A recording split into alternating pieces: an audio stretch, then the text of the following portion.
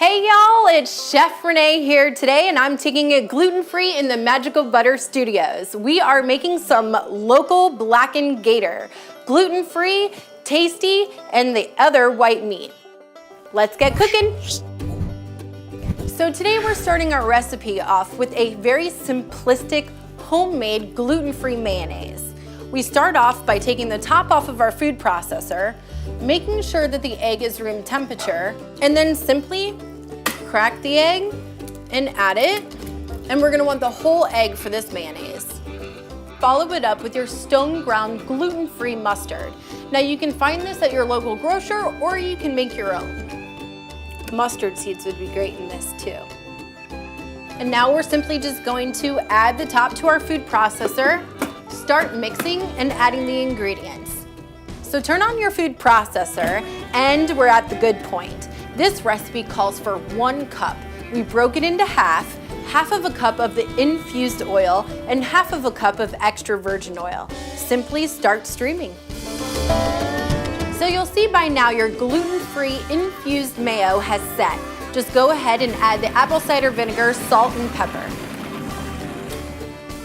Now that we're done making our magical gluten-free mayonnaise, we're gonna move on to our Romulan sauce, which is very similar to a Creole Cajun sauce that's going to be banging with our blackened gator. Start by cutting your fresh veggies now. Now that we just got finished cutting our fresh green onions and parsley, we're gonna add it to our Romulan, followed up by our spices. 1 tablespoon of smoked paprika, 2 teaspoons of cayenne pepper, 1 tablespoon of some chili pepper, salt, pepper, and squeeze in some fresh lemon.